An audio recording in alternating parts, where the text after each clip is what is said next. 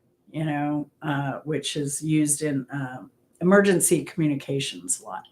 So I thought they were whip antennas on the fire hydrants. And then I was like, oh, that's so they can find the fire hydrants because the snow gets that high. I was like, what? That's crazy.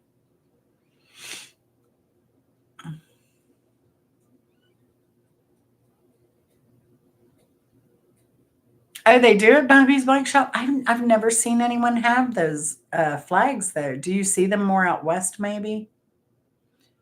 I don't see them on here on the East Coast.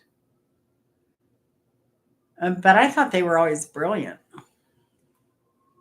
Especially some of those countries, well, like I see Eddie Toro down there in Colombia between the motorcycles and the bikes. See, motorcyclists would be good to have those too. You need to anyone want to make $1 million real quick? Make those for a motorcycle. Mm-hmm. The weather guy, Jim Cantori. Is Jim Cantori bracing for all the winds and all the snow there?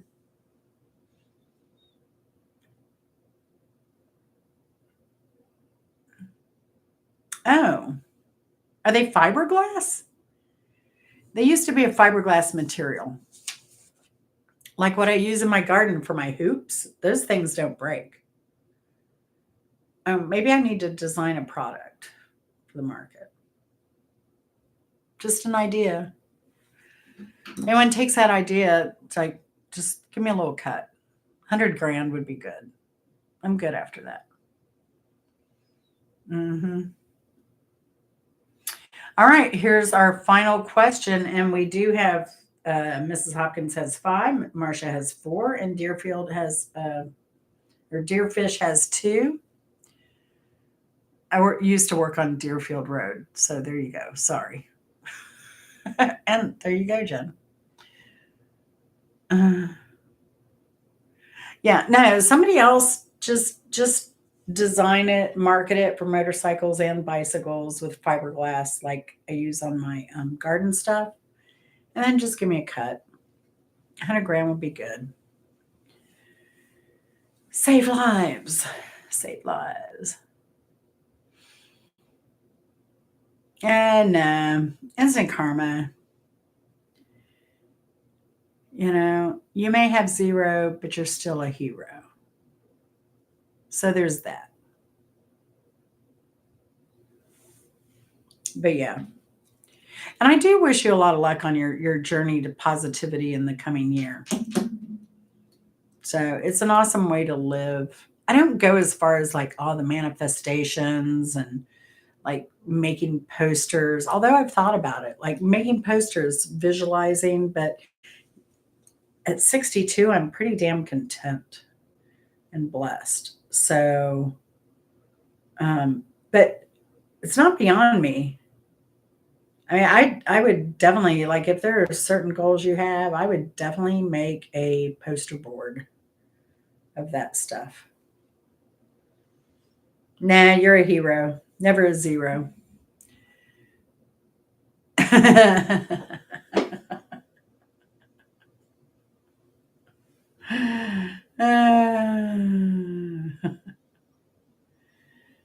You're going to succeed. No, you're not going to try. You're going to succeed. All right. First step. You're going to succeed. All right. So, who did we say? What was our last question? Oh, here it is. Though Dionne Warwick sang the original, it was recorded by Rod Stewart in 1982 for the soundtrack of the film Night Shift, which was filmed in my favorite nightclub in LA. But it's now best known for the 1985 version by Dionne Warwick. Dear Fish, you're so fast. Mrs. Hopkins, congratulations. You have won tonight. And Mrs. Hopkins, how great that you, now, would you like this in digital format? So you can resell it, maybe get some, what is that? Ethereum coins or some Bitcoins.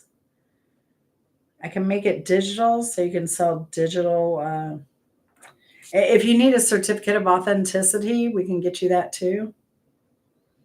Um, so, yeah.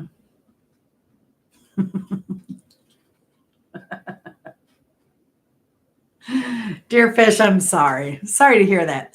Maybe if you stayed off OnlyFans, maybe. But yeah. Just let me know how you like it. How's Mama B doing, Mrs. Hopkins? Everybody needs a side hustle and a theme song.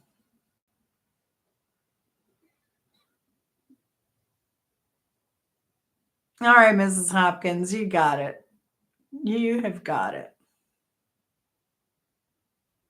Really, Marcia, that is so awesome. You know what I loved about Dionne Warwick? She had that unique voice, which is what I liked about, unfortunately, what was that girl? She was on The Voice or one, what was she on? America's Got Talent. What was her name? Felicia Barba.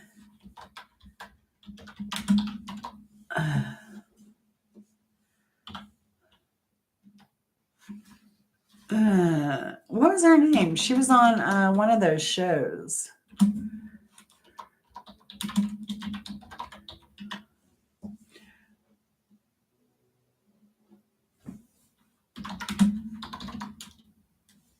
Felicia, America's Got Talent. What was the other song?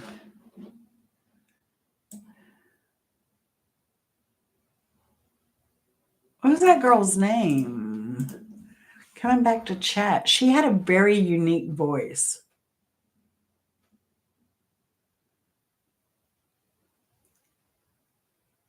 All right, Instagram Karma, have a good holiday. We're going to be live. If you want to swing by, you're not doing anything tomorrow. Feel Good Cooking and More. We'll be live from 11 to 11.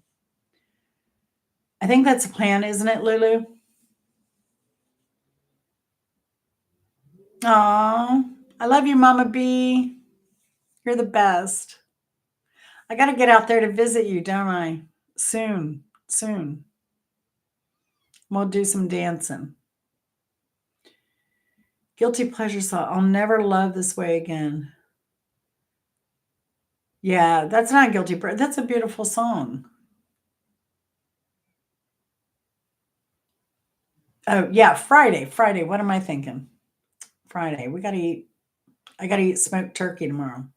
I hear there's going to be ham and something else too. Maybe Vegemite. I don't know. I don't know. I don't know. All I know is what I'm bringing, and I'm bringing the rest pretty much. Actually, she texted me, I think. What is she bringing?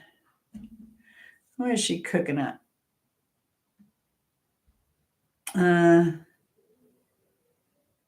Barbecue on the grill tomorrow, smoked turkey already cooked, a ham as well. We need more people. And I pickled bocchino peppers. I made stuffed peppers. I made sauce. Now, I liked the stuffed peppers without sauce, but she said since initially we were having just turkey, so she requested Italian sausage in the stuffed peppers. I like the gyro turkey meat in the stuffed peppers, but I made a sauce, like a tomato sauce to go over it, but it's going to be optional on the side. I'm making that cabbage carrot casserole, pickled beets and goat cheese. So beets out of the garden that I pickled, and then goat cheese with that. Collard greens, pumpkin mousse, and I'm going to make just thinking by it's a mushroom umami. It's kind of like this stuff made out of shiitake mushroom, and I put it in soups and stews. It has a really strong mushroom flavor, and but what's incredible about this product, it doesn't have it's keto friendly, and it's granular. It's almost like an instant dried coffee. but you can put it in water or I'll put it in milk and put some tablespoons in there. It turns into a gravy. How it does it, I don't know. That's amazing. If you're on keto diet and you want a gravy, this mushroom umami is crazy, crazy incredible. Thank you, Lulu, for keeping me straight. I appreciate you so much. So much. So Rick was in here earlier. I told him I've hit y'all, I've hit 3,000 watch hours. But I'm so busy. I don't know when I'm going to turn on any of those options. And, I'm not going to beg for tips or chats or anything like that. I'm not going to do memberships. It's equal opportunity, equal trolling opportunity for everybody. I don't think I'm going to do any membership only content. When I hit 4,000, what we're going to do to kind of celebrate, I'm going to go back over my first video ever. And we're just going to sit around and laugh at that because it is nothing like me. It is so poor. Like if I had watched my, change the camera. If I had watched my intro to my channel,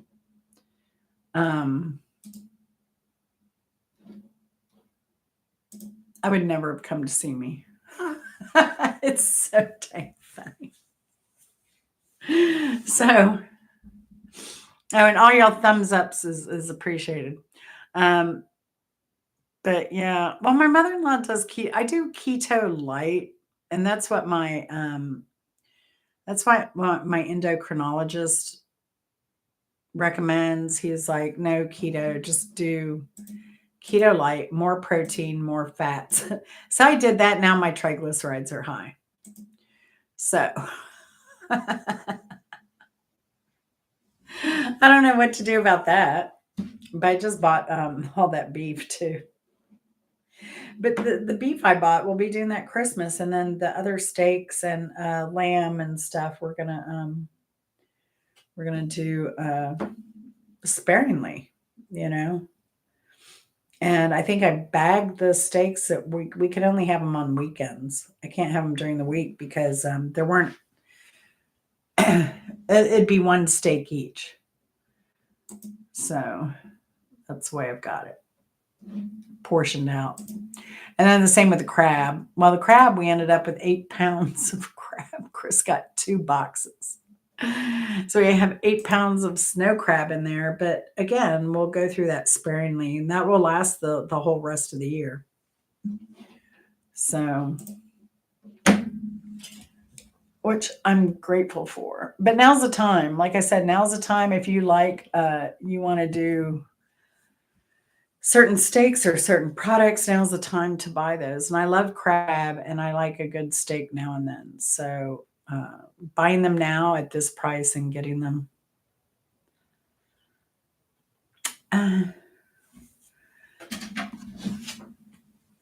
Did I? Or did I ignore it? Let me see. Did I get your email? I should have.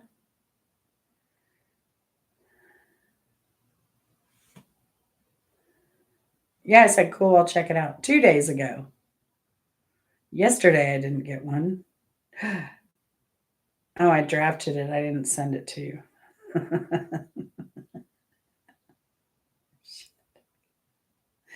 I guess I'll send it. Yes, I got it. Lamb is one of those things, like you can make it not taste like lamb. I can make it not taste like lamb. I do a marinade. It's red wine, Worcestershire sauce, horseradish, some rosemary, fresh rosemary, black pepper.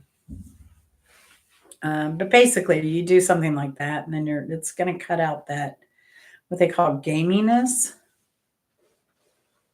So, had somebody that didn't like lamb that ate my lamb chops and loved them.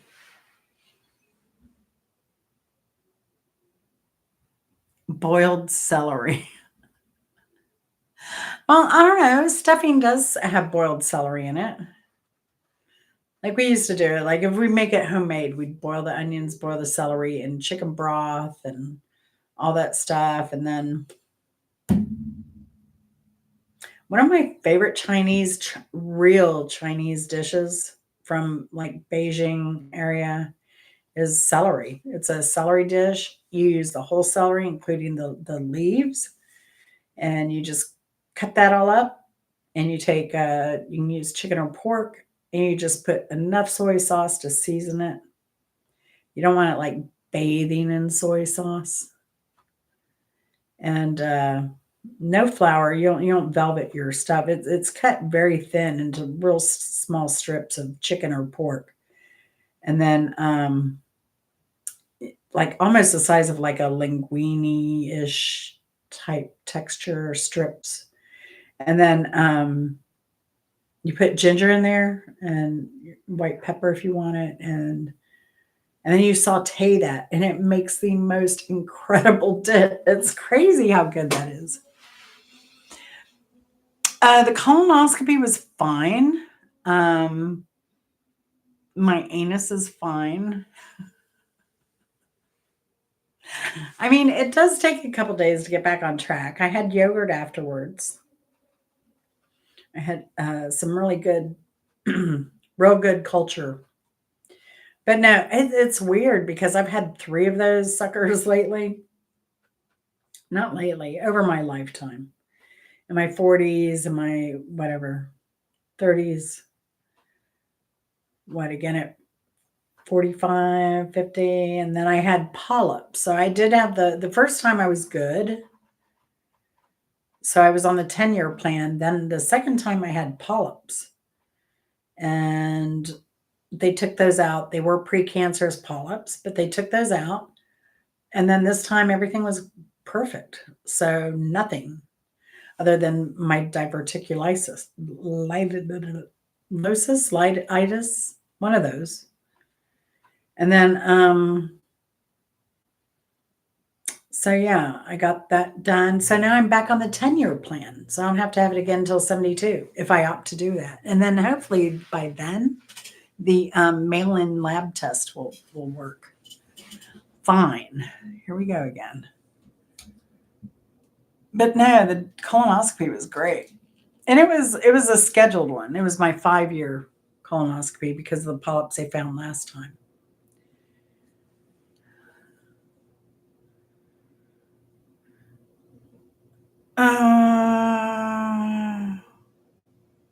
A celery diet. Oh, I bet. I do get pains because I'll eat peanuts and nuts and stuff like that. Now, I don't know if it matters, but what I read about diverticulosis, I think is what I have. Um,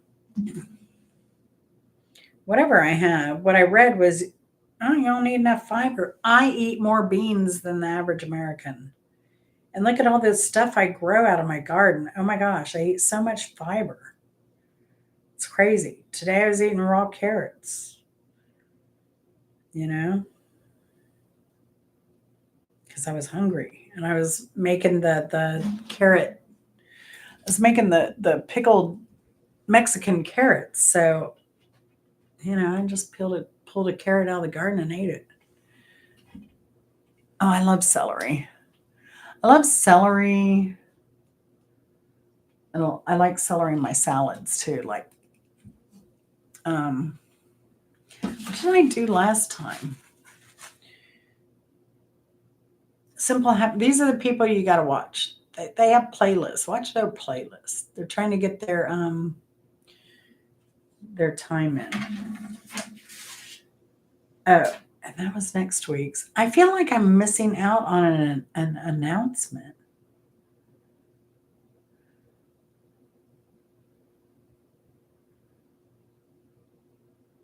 Yeah, I'm back. My camera messes up, Lulu. Yeah, it does cause pain. I get them in my left side. And that's exactly what it said. Like you get left side pain. And that's what happens. all the time.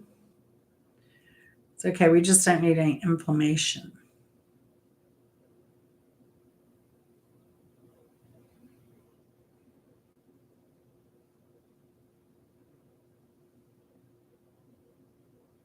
To say Sorry, y'all. But oh, okay, Mrs. Hopkins, you're trying for your watch hours. We got you. So, Mrs. Hopkins, tomorrow Lulu and I are doing a live. The 12-hour live, and so I'm gonna try. I'm gonna try to do the restream. Like we did before, where we go live and we're on panel, but we're live on each other's channels. We're gonna try and do that tomorrow, but that has to be set up ahead of time. Do you want to join it? I mean, not tomorrow, Friday. Do you want to join us maybe Friday? Do you want me to add you to that link as an option? You don't have to be there the whole 12 hours. But you can run your camera, like mute it, turn the camera off, do what you need to do and run it. I think you'll get some watch hours and views there too. All right, Anne, you too. You have a wonderful Thanksgiving, dear. I hope to get down there next month. But I'm still promising my nephew I'll get up to him too. So California or Florida, here I come, or both.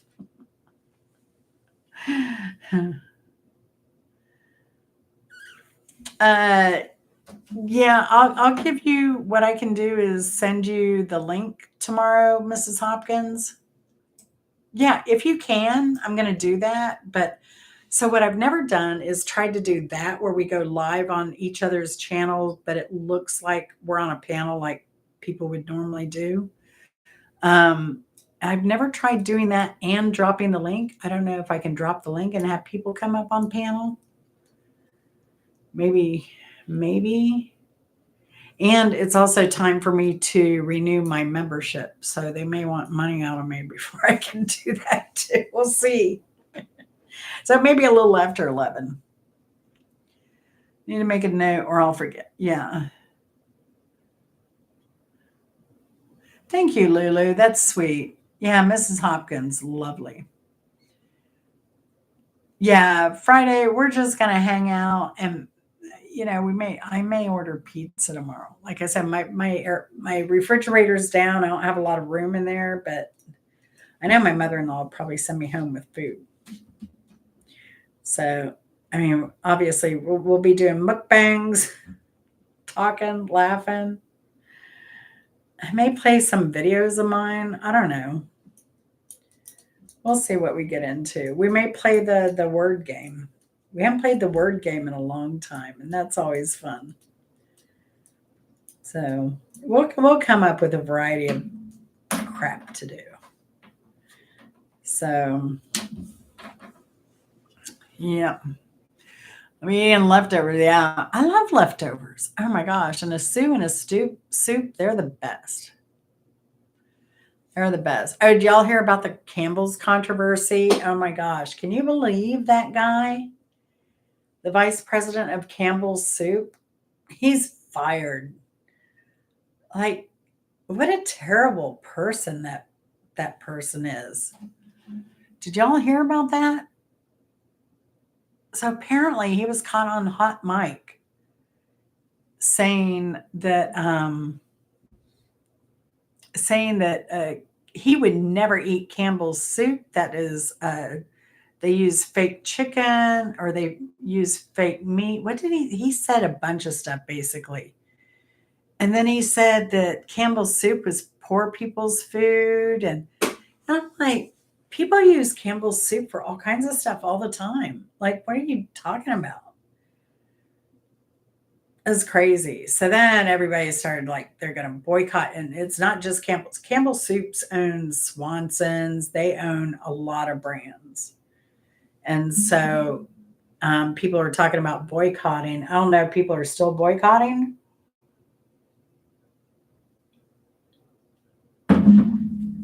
Yeah, they're using genetically modified stuff, is what he said. He's like, He said something to the effect of, I'm not eating plastic chicken that's been 3D printed, is what he said, and that Campbell's is for poor people. Hey, Jose, how are you doing? Good to see you. Right, not only a damn snob, I think what people brought up, that anybody working in his factory probably doesn't even make a livable wage, right? And they probably consume, the workers probably consume the product just like I do. In fact, tonight we had soup and sandwich, and I just had, but I was like, wow. But what was interesting about the whole debacle, I was telling Chris about it tonight at dinner as we were eating some. It was purchased before this, though. Like, I didn't buy it tonight. Um, but, and it was tomato bisque, which isn't a product a lot of anybody else really makes, right? So, thank you, Jose. Um, but we're eating there, and I'm like playing this to him, and I'm just like shaking my head. I can't believe that this guy is saying this. But when I'm scrolling down through all the Google search to find this, right? I see where Campbell's, now yesterday, I think it was yesterday, it was the day before another event happened. So what they did first was they went on a publicity cleanup campaign, and they were like, what's in our soups? There's a whole article there. So now when you Google Campbell's soup, that pops up. They're supposed to be reindeer or deer. Lulu thought they were Bambi. So I'm available for target practice if anyone needs a shooting gallery. Bing, bing, bing. Like the fair. I could be that girl.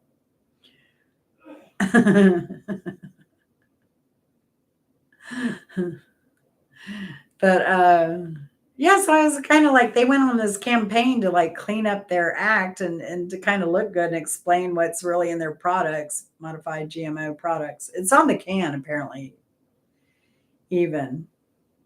And then they fired the vice president. It was a vice president. Can you imagine? They fired the vice president was saying this of a product that he makes millions of dollars off. He probably has a contract. He's probably going to get millions to be let go. And the funny thing is, the guy kind of looks like the guy on Everybody Loves Raymond. Not Raymond, the Raymond guy, but the other guy. I never watched that, so I don't know what that was. So yeah. So what are you doing, Jose? What are you doing the weekend? Anything? The holiday week?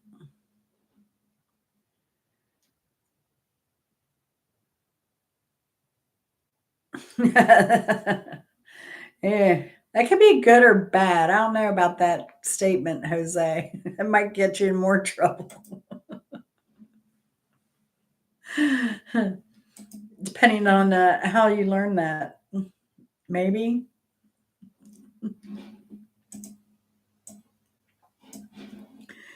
Maybe. Jose, are you trying to get monetized as well?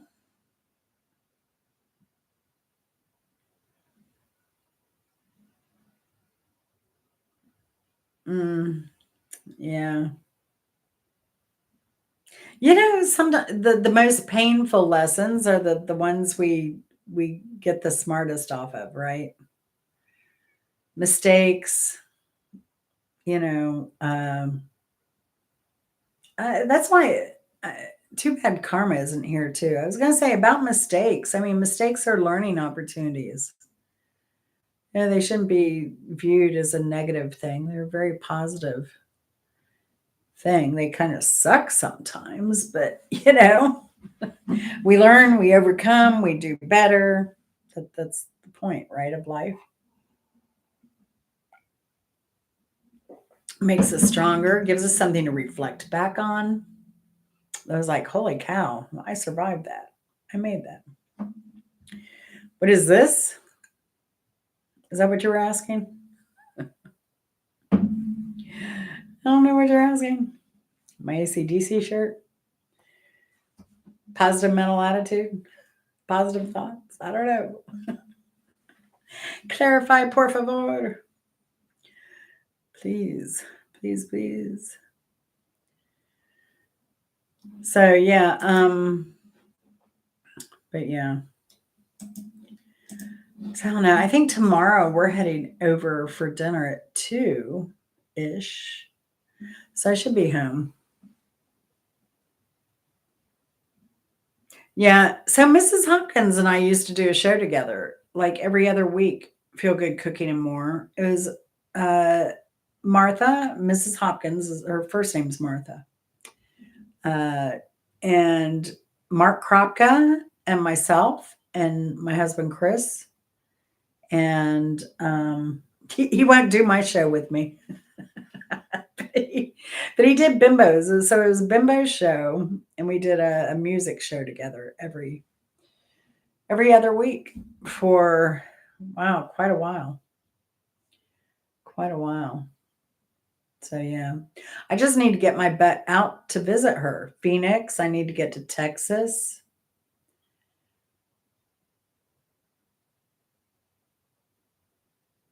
Oh yeah, Jose, that can be humiliating and trying, and the fact that you survive that is amazing. Because to earn trust is very hard, and what you have to go through to earn that trust is can be hard to deal with, but also necessary, I think, and much deserved, right? Hmm. And I have all of my old notes as well, Mrs. Hopkins, but mine are on my phone. I need to transfer them really to a safer place because I don't use Google Drive at all on my phone because of course, you know, it's not enough room on Google Drive for my stuff. So I just turned it off and transfer all my stuff to that external drive. And then Chris was telling me my laptop's backed up, like running out of room. I'm like, I have 2 drives on my laptop. I have a terabyte drive and that's empty, but I don't know. I'm okay. I'm okay. But I've got a bunch of stuff I need to take off my computer because what I've done, I need to get better at work management because I'll do my videos, I'll edit them, I'll download them, and then I never transfer them from the download on my computer to my external drive where I save all my stuff in case of a fire. I have my whole life of YouTube on there. So it sounds like she's an amazing person, Jose.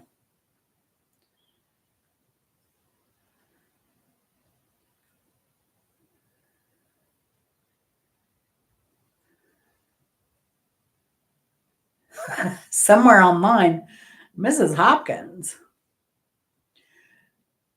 And I'm deciding to, I have my domain name, so I'm trying to determine if I want to kick out I just don't have the time to really run a channel and do a web page and post all my videos on my web page. And I know it would behoove me. And then I do a little on Instagram, but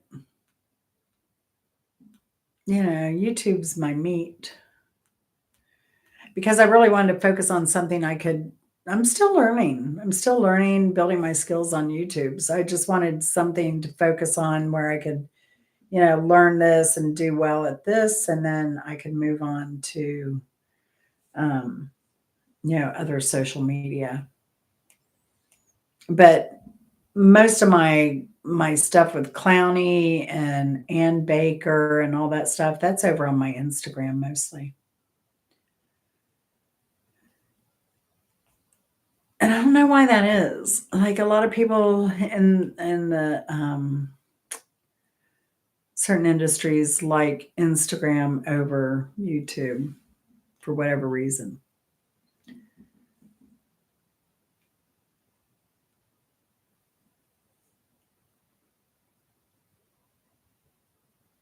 Yeah. I learned a lot too, Marcia. Definitely. I mean, Bimbo was a repository of information. Her memory and knowledge of music was unparalleled. I've never seen or met anyone like her. You had these YouTubers like Rick Beato and those people that, they can research, they're doing scripts, they're doing all that stuff. So, I mean, it looks fluid, like, oh, this guy knows everything. But Bimbo really knew everything without any research, any notes or anything.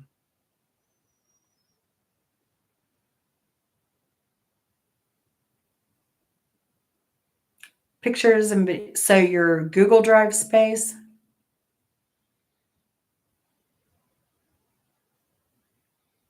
Rumble. See, Rumble and Discord, just those names totally turned me off. That's like, are you ready to rumble? And oh, let's have Discord in your life. The names alone are enough to keep me away. I don't even know why anyone would, but I guess that was the intent. Maybe I was going to say, I don't know why anyone would name a product that, but okay. So I'll show you where I keep, here, right here. Oops. This is 4 years. This is my entire YouTube channel right here. And every other picture edit. It's my unedited, my edited, stuff I didn't use, personal photos, personal videos, not that personal video. Not a deer fish type videos. But yeah, my whole everything I do is on here. That's why I turned off my Google Drive because I have a little cord on the side of my laptop that I plug my phone into. And then from my phone, actually, this is how I work. It goes from my phone and I transfer everything to here. The window automatically popped. I transfer from my phone to here. And then everything stays on here. And then when I go to edit, I take it off of here, put it onto Adobe Express. I do my editing, download it onto my PC. And then ideally, when I was better at managing my videos, they would go from the download on my PC to this. No, it's just copy and paste. You can, you just, if you hold, so when you click on a picture, you hold shift, you can go all the way down to the bottom of the last picture, holding shift and click again, and it'll highlight everything.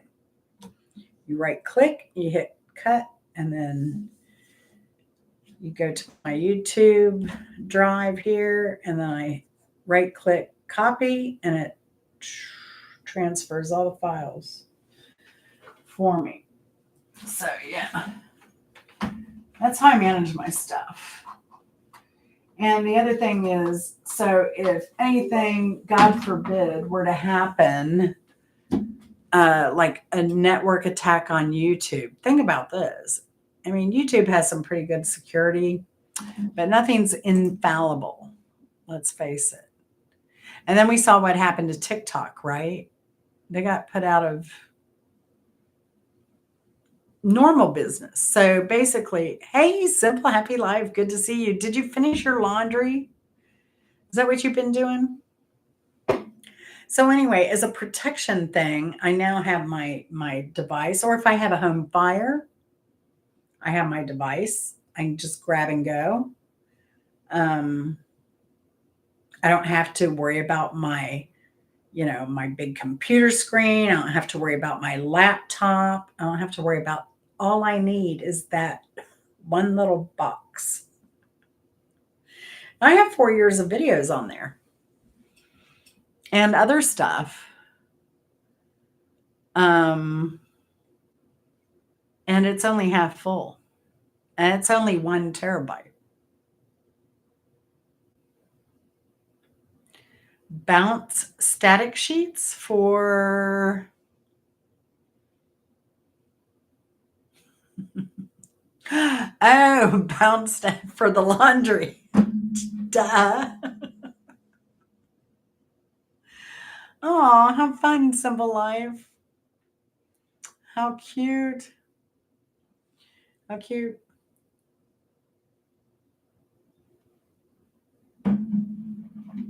Ta-da! I know. I'm slow. I'm slow. So I remember that video came out like, well, I'm past my 24-hour legal waiver on any crime I might commit.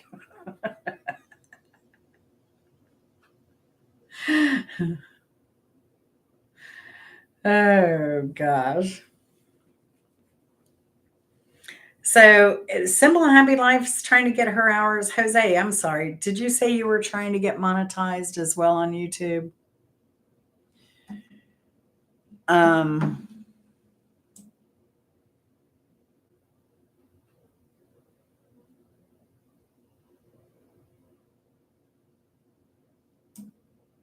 so yeah, we got a few people here.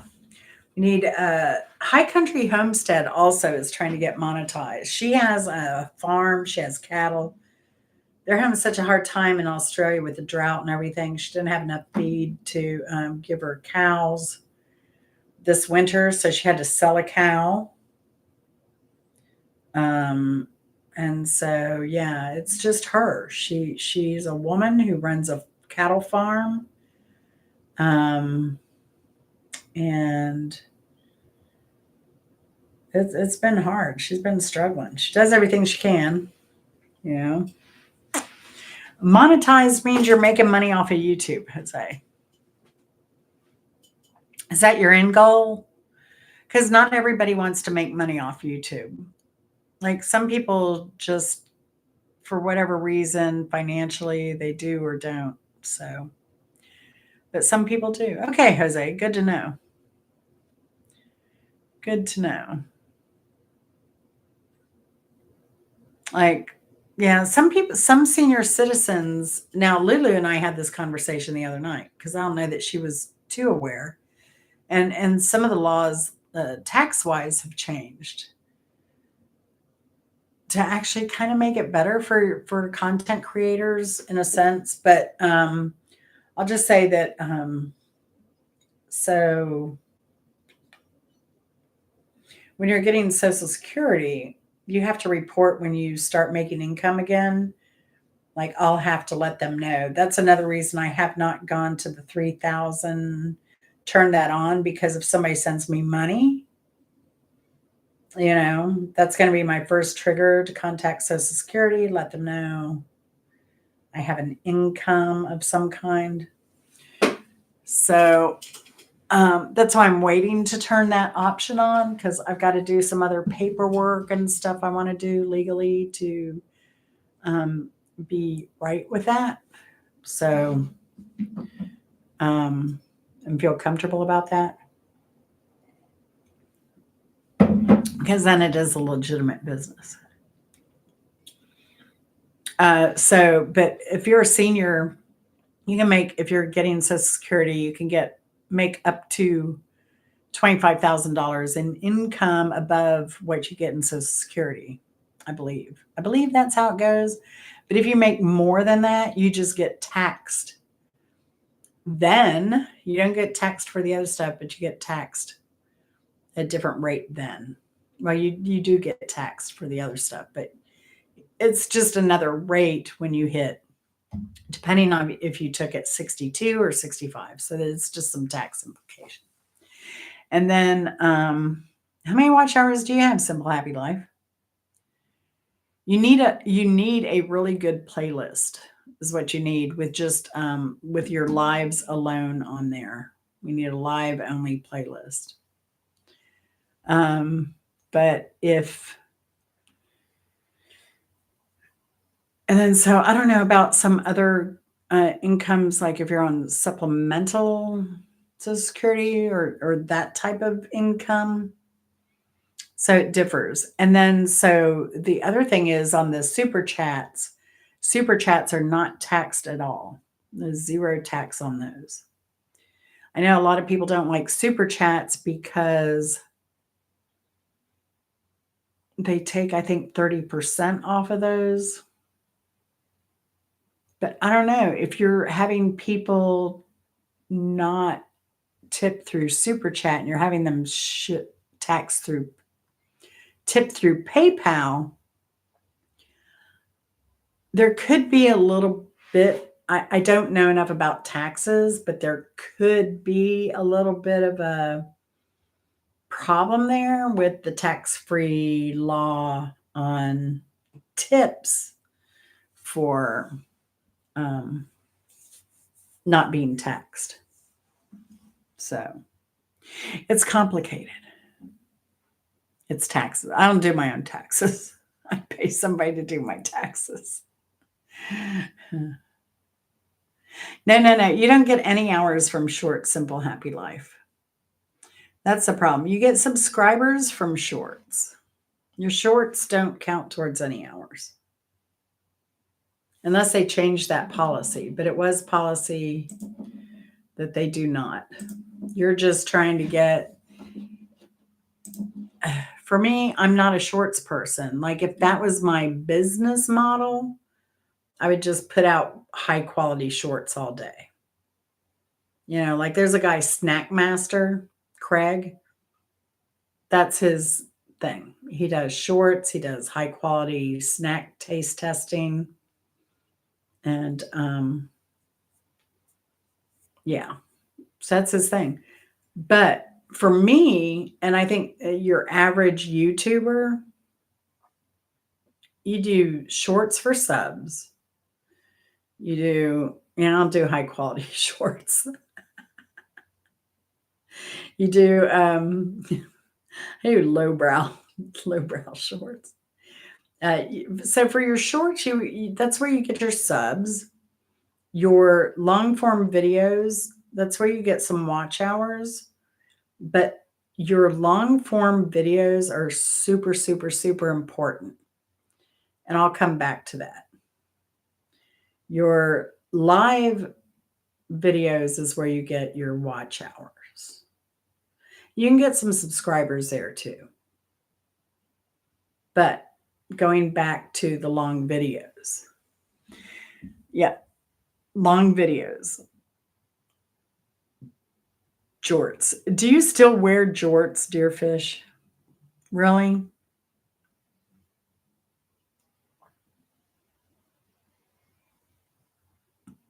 No, no. Hours from shorts is like 5 million. What is it? 5 million. It's not, it's,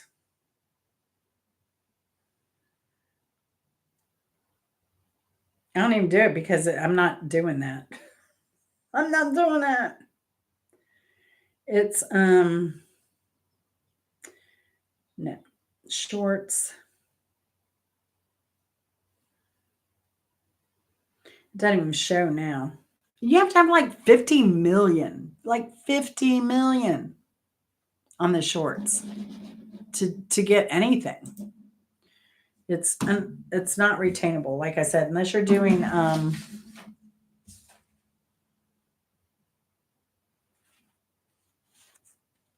you're doing quality shorts. Fudge. Eat my jorts. Eat my lungs. Okay. So yeah, so the shorts will bring you subs. They're you're probably not going to get monetized off of that. Oh, wow. Somebody just said they like my Gross Point video. They used to live there when they were younger. And it was a drive down memory lane. A lot of people do that on my drive videos. I just had one from Albany. I went to Albany 2 years ago. And this is okay. So, this is why your long videos are important. So, I did a drive through, was it a drive through Albany or somewhere? Maybe Americus? I did a drive through a South Georgia town, and a person just commented that they loved it. They hadn't been there in forever. They grew up there. I get a lot of that. I had somebody request that I go down Buford Highway. They'd seen that I'd done, oh no, they saw my Buford Highway video and they said, will you go to Spring Street? And will you do this? And will you do the rest of Peachtree Street? And will you video this? I did it. So I, I'll get requests for those drives and stuff. But going back to my point, so here it is 2 years later, and somebody watched that video. So when I get monetized, I'm going to get monetized for a video that I did 2 years ago, right? So imagine if you keep with YouTube and I've only done YouTube for what, how many years? Too many. Oh, dang. Anyway, about 4 years. We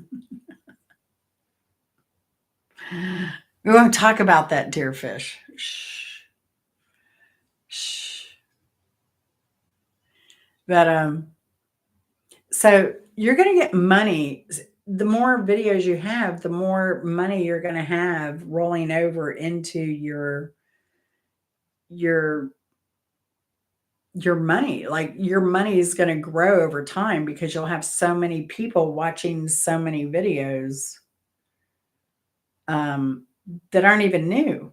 So you get all the views from your new videos and that ad revenue, but you get all that ad revenue from all those old videos. So if you have, say, like if you've had a channel for 10 years, oh my gosh, I mean, you're going to have so many videos on there that you'll always be getting money for. I think everybody should have a YouTube channel. I do, because just when you think about the growth, it's not necessarily growth, but long term, it's kind of like investing in the stock market. It's a long term investment, you know. The more videos you have, the more people are be attracting, and the more money you'll make long term.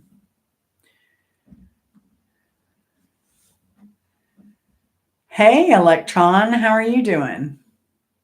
Good to see you. I just saw you. Did you leave a comment on the Gross Point? Was that you?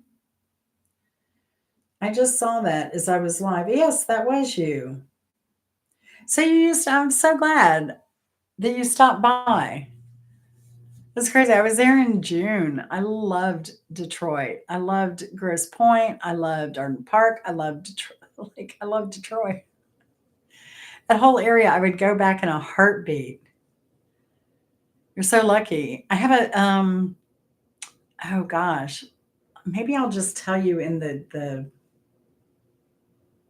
thing, but I edited, I don't know if you noticed, I edited that video. You saw me, I kind of turned in where that sailboat fell.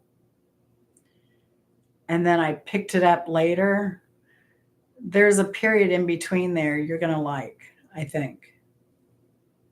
So if you haven't, subscribe to my channel, see how you like it. I do music trivia live every night. We're done with music trivia.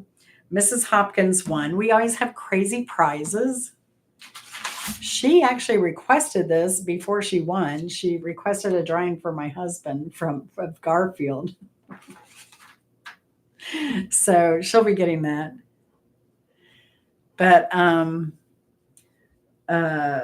I do car shows.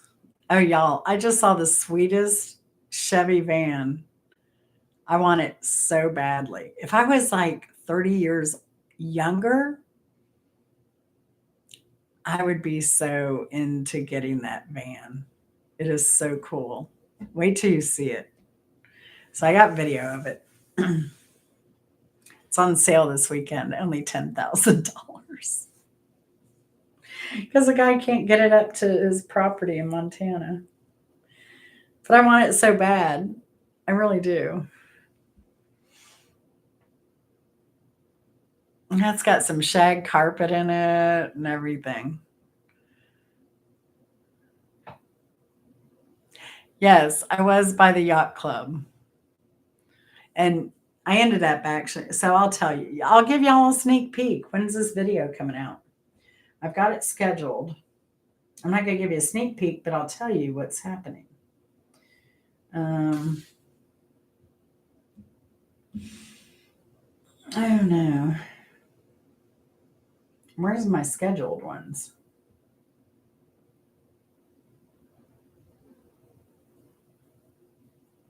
November 27th. So tomorrow, Electron, be sure to check it out. We actually went to the yacht club.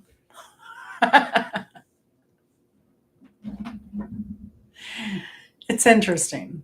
Oh, we went to the swim park club, and then we went over to we walked around the yacht club too. So that's coming over tomorrow. If you're a YouTuber, you'll want to watch that video for certain because we give you some little tips on being a YouTuber.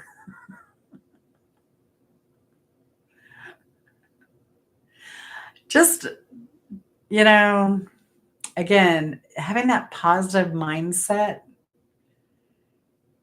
sometimes you just go for things and things happen in your favor, you know.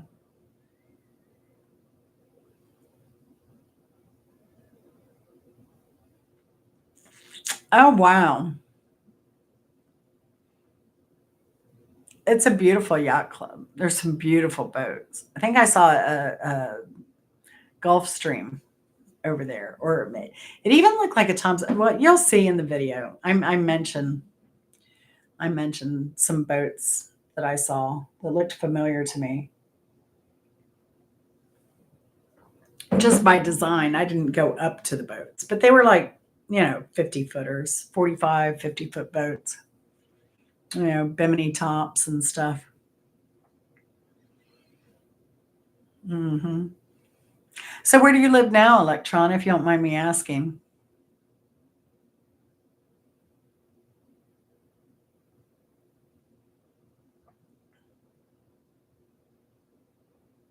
It was pretty cool. I love that whole trip. I just couldn't live there during the winter at all. Oh, Electron. James? I didn't know that was you, James. So why did you change your name? I didn't know you'd done that.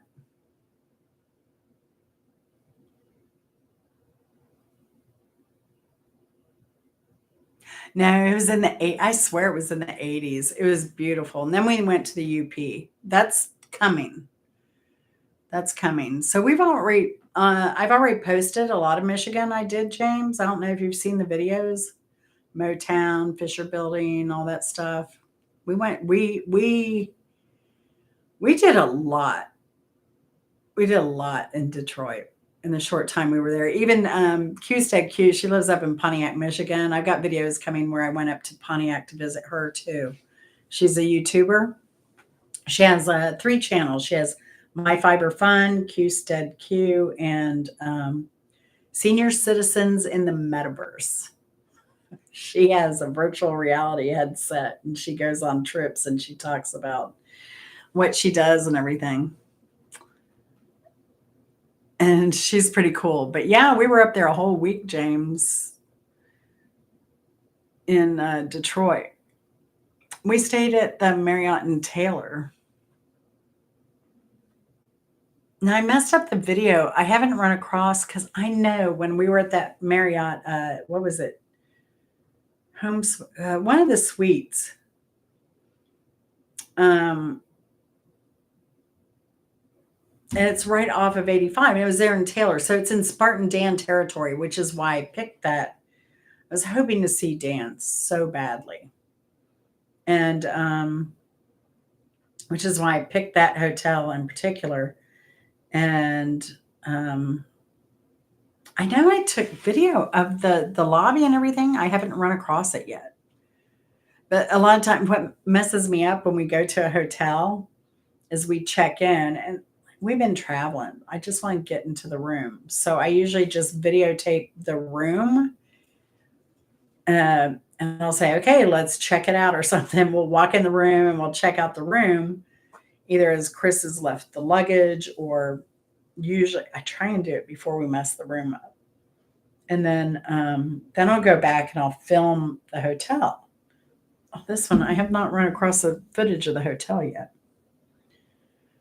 Yeah, and I didn't know you'd change your name to Electron. That's cool. You've had two cool names. Why is it no now showing the not showing the info love though? Because I like your info love name. But YouTube, it goes back and forth. It's so crazy. I don't know. I guess that's why Vinny's showing up as Deerfield or deer, whatever he is.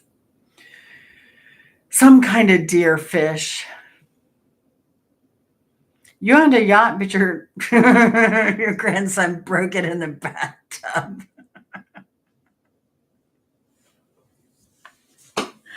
Oh, too funny. Too funny.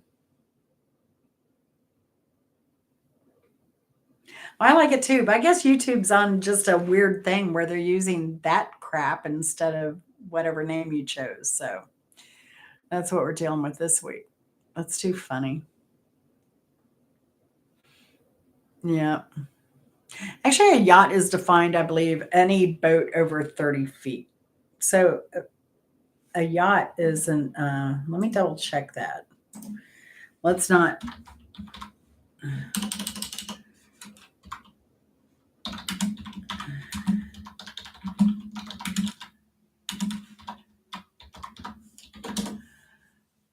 33 feet and up. Sorry.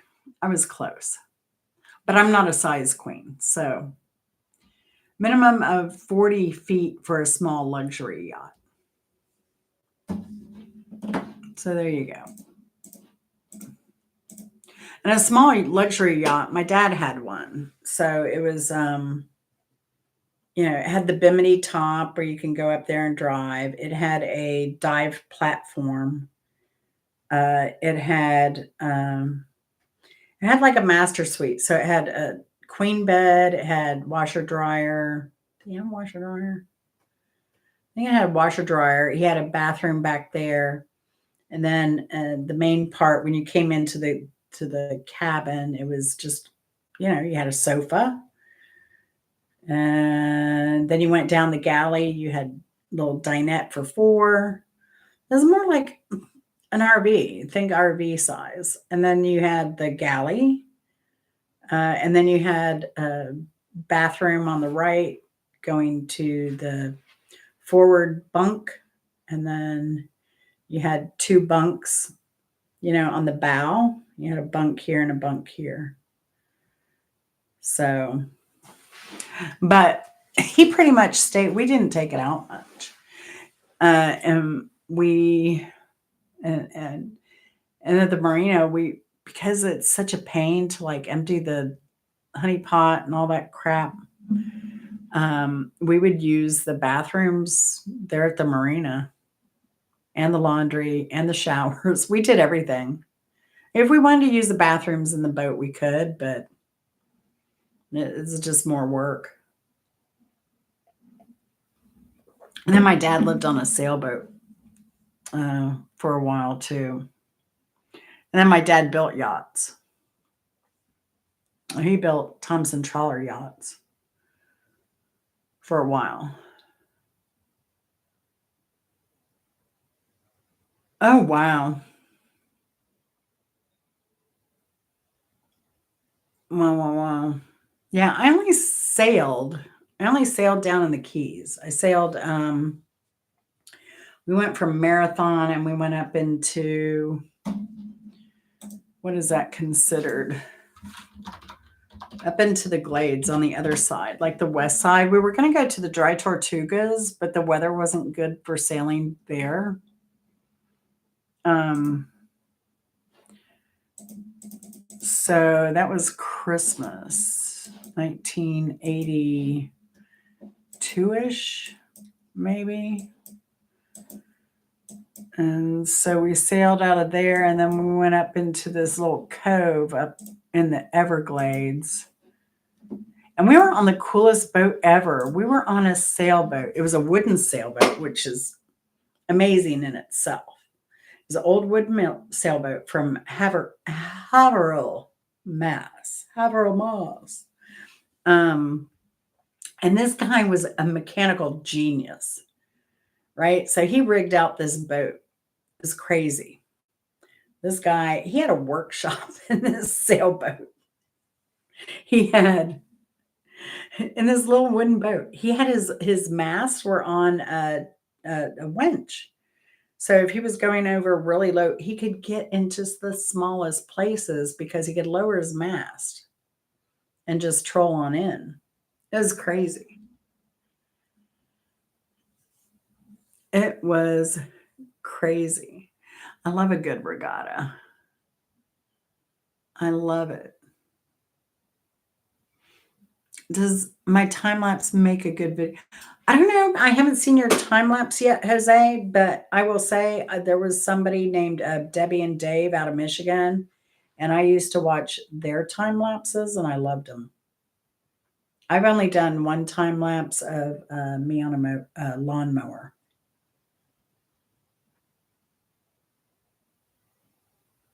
Yeah. So, but this boat, you would loved it, Electron. It was so they had the mast that would fold down, like on a chain, which there's a whole story behind that because we got in trouble. We got caught up in some mangroves, but the guy had rigged so the galley table. He had rigged a wheelie system on the side of the table so his wife could sew. And how would they sew out sailing without any power or anything? Well, he actually hooked up an old trundle type sewing machine and she could bring it out and fit the trundle up there and put the belt on the wheelie on both the wheelies and then just go to town sewing.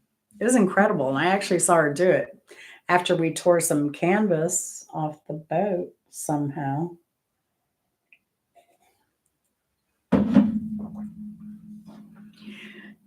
And like this wasn't a party couple. This was a old like they were in their 80s, 70s probably. 80s when I went sailing with them. Dick Ord. He was a crazy old man. Dick Ord. What happened to him? Oh no, Dick Ord was another guy I dealt with at the marina. So Dick Ord, I'm getting names confused. Howard was out of South Carolina.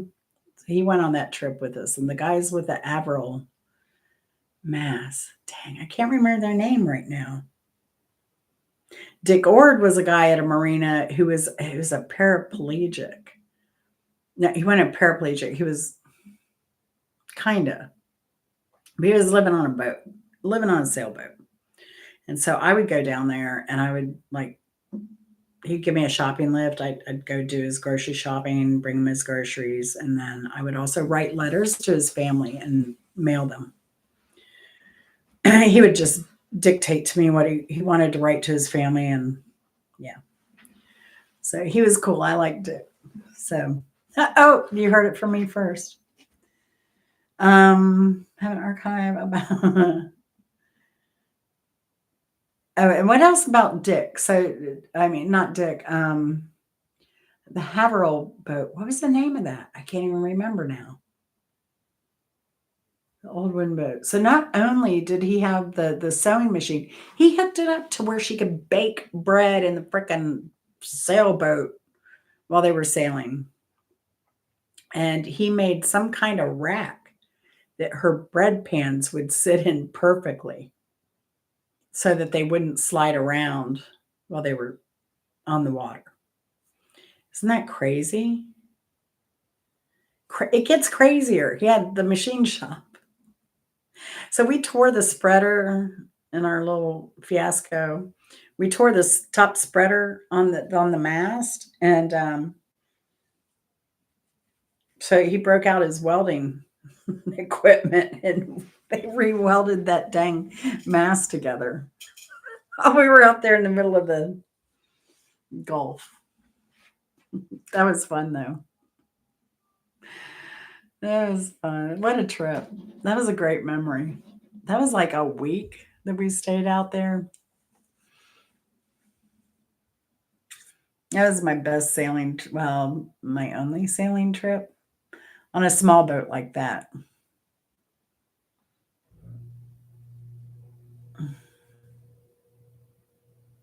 Had to navigate looking at the, oh yeah, that's how you navigate, looking at the stars and doing math, getting out your charts. My dad had charts galore. I don't know what happened to those. Like, they're very expensive sailing charts, and he had a pretty dang good collection of them.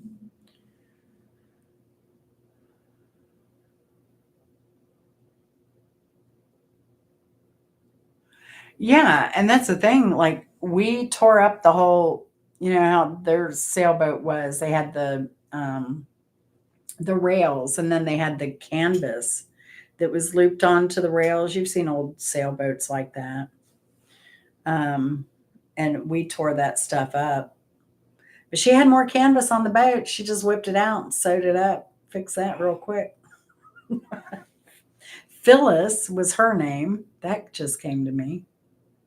I think it was Phyllis and Dick from Haverhill, Mass. I love maps too. It's crazy. Like, before Google, I was always the navigator when we traveled out of the country and stuff like that. And I used to have a great sense of direction, um, because I'm very in tune with east, west, just sunrise, sunset, position of the sun in the sky. So I was always really good at that. But I've gotten to where I suck.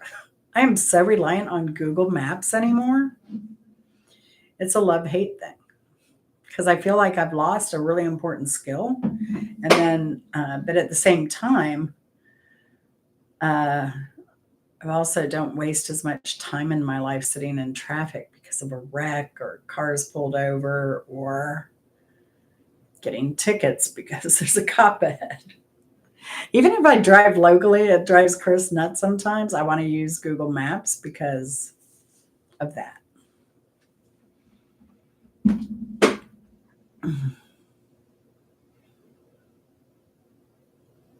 Yeah. Maybe his was Dick Ord. Maybe the guy in Dick Ord.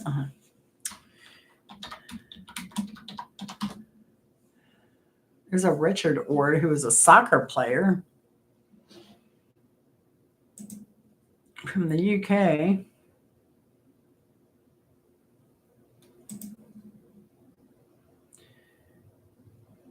Uh, let's see if I could find his obituary. He is such an interesting person.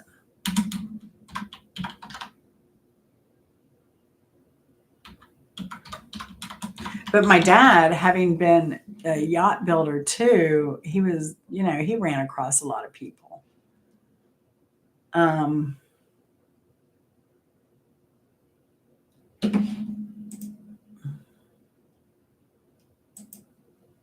so he ran across Walter Cronkite was a sailor who came down through the intercoastal. that my dad bumped into, and of course Jimmy Buffett.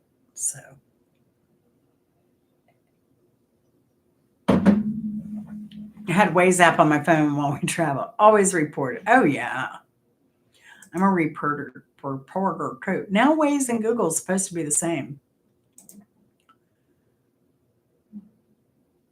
It's supposed to be the same. But yeah, I love navigating us around France. We went there in 2001 before Google Maps was a thing. So I had my big brand atlas map with all the pages. I loved it. Chris drove. I navigated.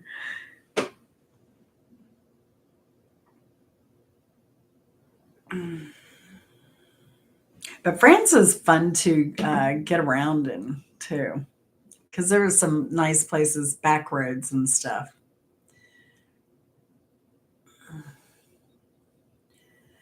Yeah, he was crazy, James. I mean, I couldn't believe this guy. And the other guy, Howard, he did charters. He would captain and do charters, do up and down the intercoastal. But then in the wintertime, they'd head down to Key West. That's how my dad met him. He met him in when he was building the yachts. He met all kinds of people. They'd just come into the marina and they'd strike conversation and you know become long-term friends. But yeah, but yeah, I do like reporting police. I should do it like when I leave my house just to get people to slow down because they do like 55 and we can't get out. We can't get out of the neighborhood. Yep. Well, I should probably go see if my ham hocks are cooking. Don't hear that every day, do you? I usually do smoked turkey legs, but dang, smoked turkey legs, they were what, $10? They're a ridiculous amount. They're like $10. So I just got ham hocks. They were 8, which is also a ridiculous amount. Dang, I was just not happy. Not happy. Was your dad in the Navy also, James? I mean, that may have attracted him to that. My dad was in the Air Force, but he still ended up loving boats. He loved anything that moved. He had race cars, boats. He went to Formula One races. He went to Le Mans in France. That was crazy. He didn't like NASCAR. He liked Le Mans. He liked the high end, expensive cars.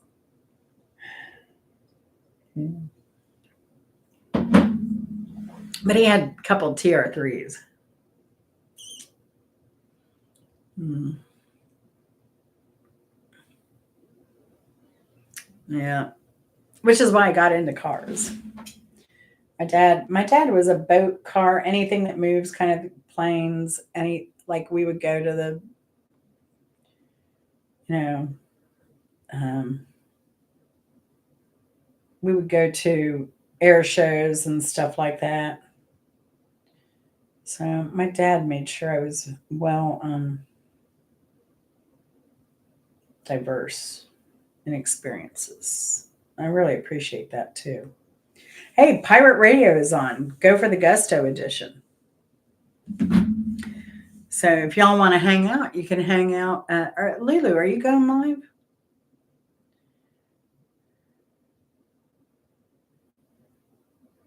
Is a fleet navigator. Wow. Wow, wow, wow.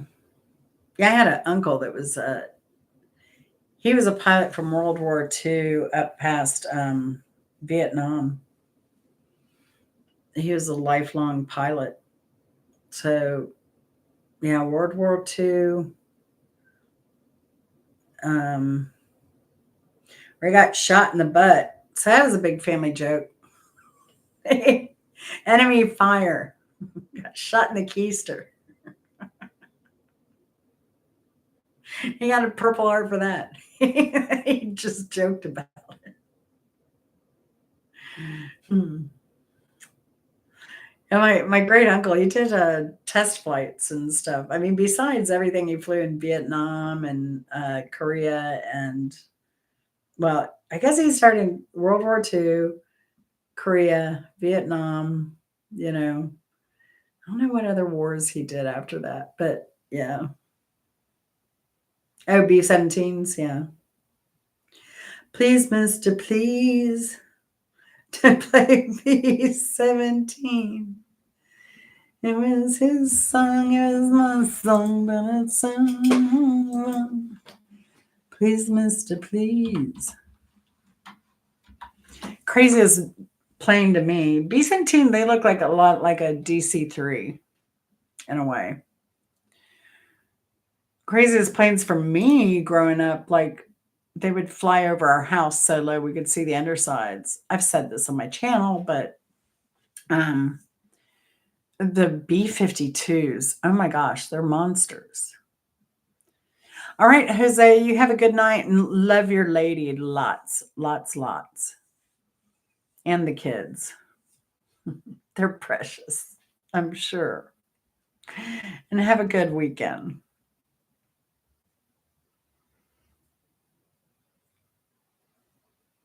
Bombers or cargo? Yeah. I still love a good air show. Where I used to live, we had air shows that were free once a year. The coolest thing was they had one year they had a stealth fighter come in, and it flew in like it was part of the show. So I never forget that the pilot's name was Scooby. He was like a 30-year-old, you know, uh, black male Scooby. He was so cool.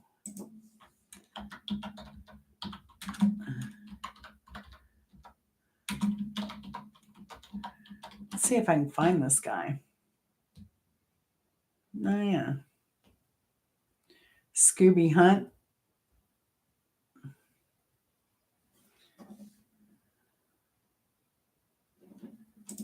He's probably retired by now. I would imagine pilots are probably the most long-lived employees of the military. Because what an awesome job.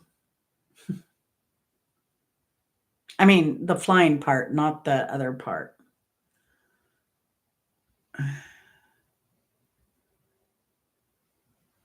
I don't know. Crazy uncle doing test pilot stuff. That's real crazy to me. So poor guy ended up. My uncle ended up having dementia, Alzheimer's. But what a great career he had, though. Up until then. So, what are y'all doing tonight? Lulu, you're going, did you say you're going live or not, Lulu? Or are you waiting until Friday? Are you going live tomorrow too?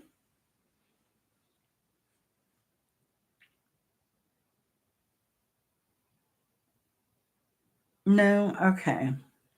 All right. Well, Pirate Radio is live. So if y'all want to go head over there, let me drop the link real quick. Oh, shoot. I might have to drop it here. Share, copy.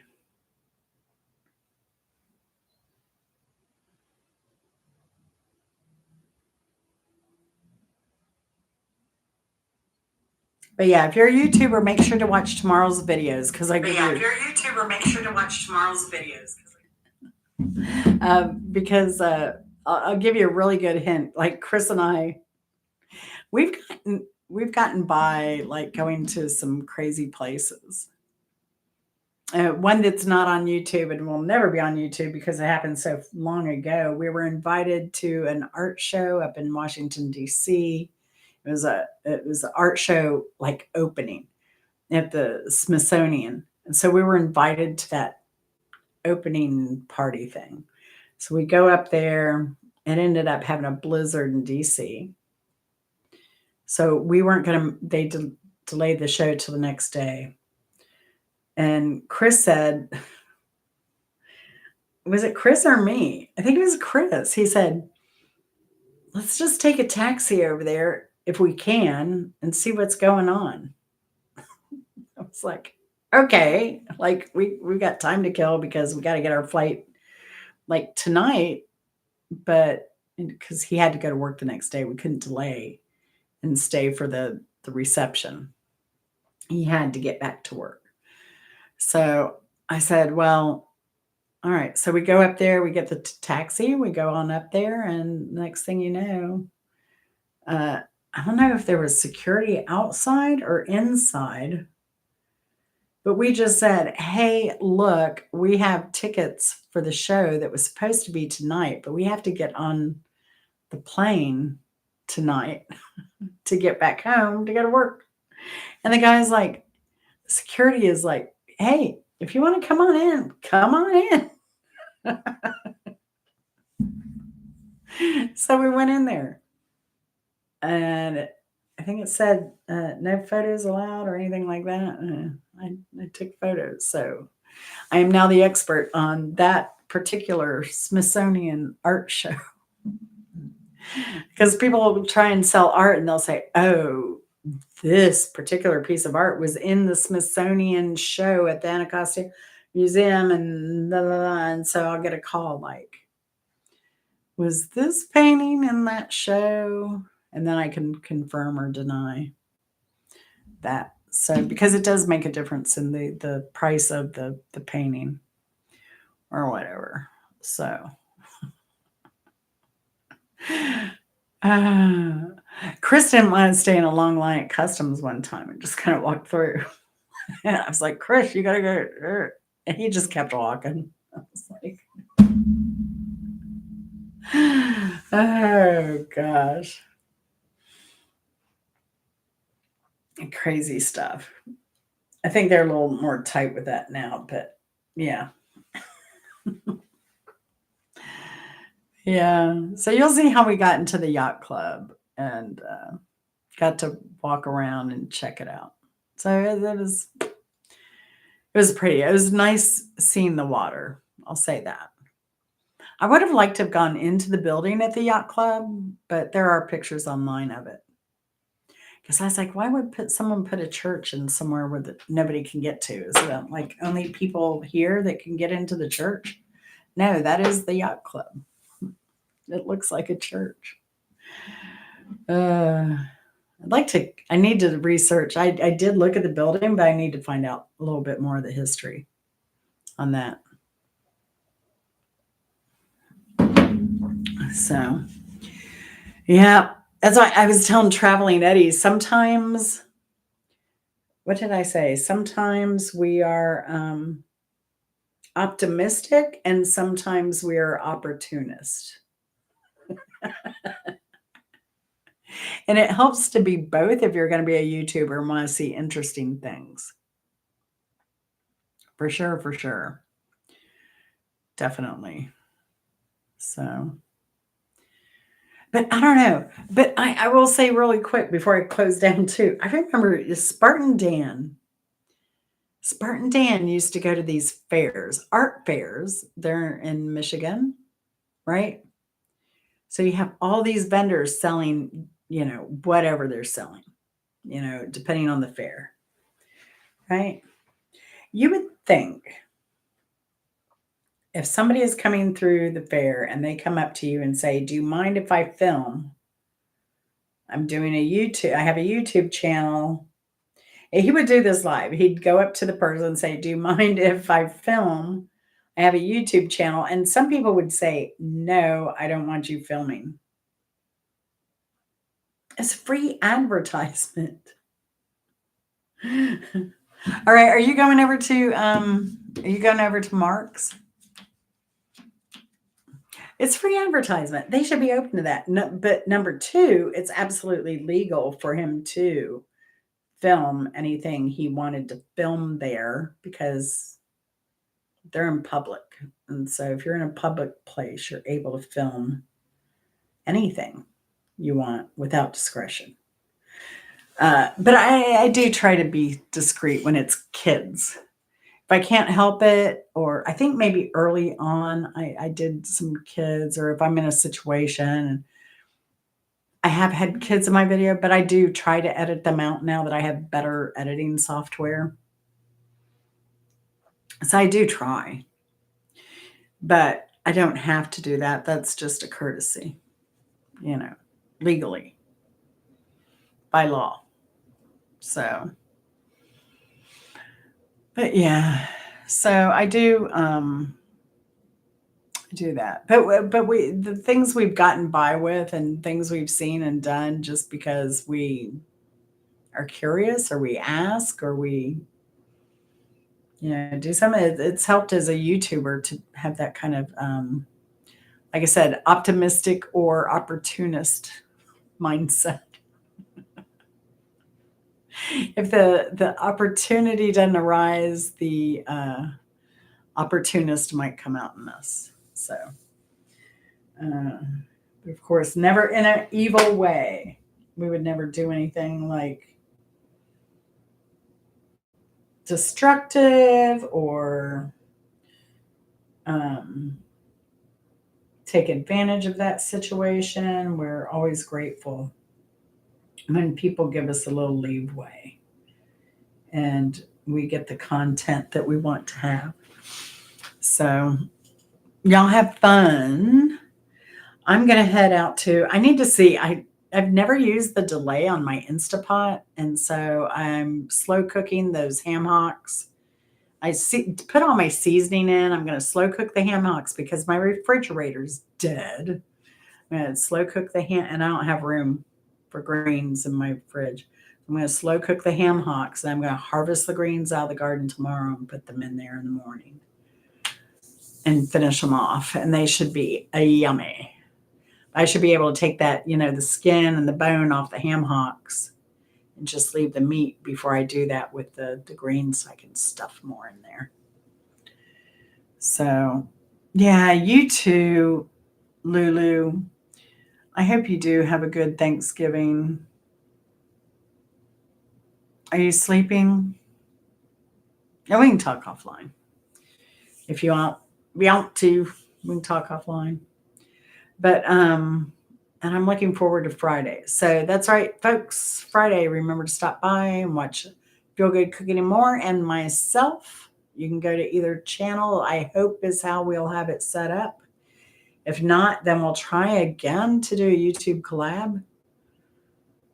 I was hoping to be able to drop links. So I'm hoping I can use Restream, pair with her. We can do our lives together on a panel, but it'll be live on both of our channels, and we'll be able to drop links to invite other people up to hang out with us, hopefully. So, and have guests throughout the day. We'll be live from 11 a.m. to 11 p.m. on Thursday. Friday. I'll get my days straight eventually, maybe, possibly. So thanks for coming by. Y'all have a great holiday. If you don't have any biological family, you have this family, and we love you very much. Just know that. And I'll be thinking of all of you tomorrow, actually, and hope that you're happy and at peace and loved as you should be by other people other than me. So get the love you deserve. Yep. Looking forward to it, Lulu. We're going to have fun. It's going to be a good. Oh, did you put a post on your channel about our live? I did on mine.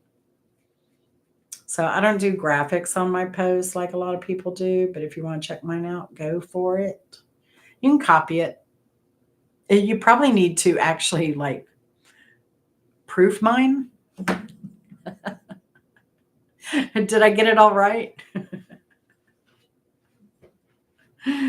So yeah, just make a post about it if you haven't already. And oh, you did make a post. All right. Either way, we will be here Friday for y'all. Looking forward to it. It's going to be fun. And yeah, I guess I'll be hanging out the house. I got the live Friday with Lulu. I got a refrigerator coming Saturday. It was a good week to buy a refrigerator.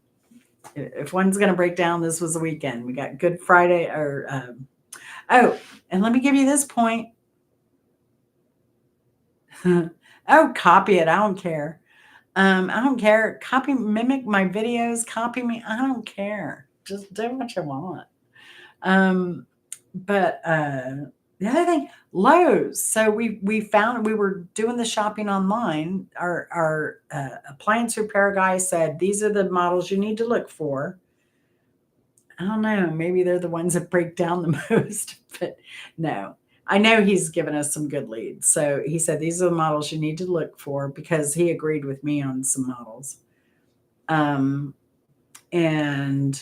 Samsung has a Samsung, what was it? We ended up with Samsung. They had the best warranty. They have a 5-year interior or whatever, unsealed. So if it's factory sealed, unsealed from the factory and something goes wrong, it's a 5-year warranty. And if the compressor goes, it's a 10-year warranty. So that's really excellent. But because it's also Black Friday, we were able to get it scheduled and delivered Saturday. I think when I looked online, it said Wednesday. I was like, I mean, I can survive, but I really didn't want to. So, yeah, we'll be hanging out. Maybe we'll find something trouble to get into on Sunday, but I really need to work. I have so many videos to edit, and I really want to get a lot of videos out there for the Christmas holidays so people have something to watch. So yeah, I'm going to close it down. I'm going to get some good sleep tonight too. So I hope. Annabelle Chats is over there on Instagram causing problems. So love y'all. Be good. Be kind. Love everyone. And hopefully you have family you'll enjoy being with tomorrow. I know I will. I'm blessed. And I know it's not always easy, but if it was hard for you, come over Friday. You'll feel better. We'll get you over that hump. So love y'all very much. We'll see you later. Take it easy. Bye. All right, Lulu, will do.